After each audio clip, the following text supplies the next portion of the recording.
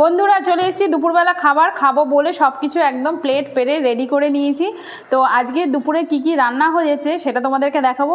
ভালোই অনেক কিছুই করেছি। আর তবে আজকে যেহেতু সোমবারে তো একটু ভেজ খাওয়া হয়ই আমাদের বাড়িতে, আমরা খাই।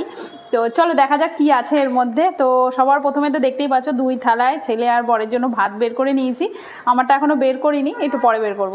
তো তার সাথে এখানে একটু দেখো শসা, একটু লেবু, লঙ্কাটা আমিই খাই, তার সাথে পেঁয়াজ এটা নিয়েছি। আর এখানে হচ্ছে এই যে ঘরের আচার, বানানো আচার, তো এটা আছে। তার সাথে যেগুলো আছে চলো এক এক করে তোমাদেরকে দেখাই।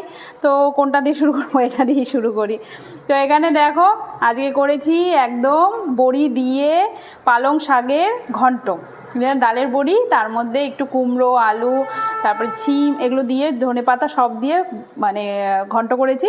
আর তার সাথে এইখানে যেটা আছে এটা খুব দারুণ একটা জিনিস, দেখে কে কে বলতে পারবে আমি জানি না, তবে এটা হচ্ছে মূলো আর মূলো পাতার চাটনি, যেটা নাকি ঝাল চাটনি হয়।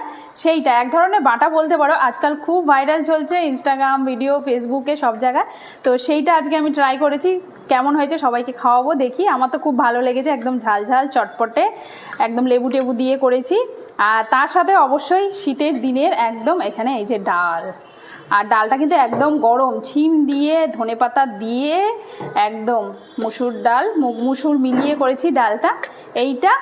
আর সবার শেষে অবশ্যই খাওয়ার শেষে একটা তো মিষ্টি হলে পরে মিষ্টি মুখ কার না ভালো লাগে, তাই এইখানে আছে হচ্ছে একদম গুড়ের পায়েস। দেখেছো ওই যে সুন্দর একটা গুড় দিয়ে পায়েস করেছিলাম, বরের জন্মদিন ছিল 2 দিন আগে, তো সেদিনই করা ছিল। সেখান থেকেই অবশ্যই ঠান্ডা পায়েস খেতে কার না ভালো লাগে, তো সেটাই রেখে দিয়েছি। চলো আজকে এখানেই খাওয়ার দাওয়ার হয়ে গেছে, সবাইকে বের করে দিয়েছি, এখন খাওয়ার পালা। তো চলো।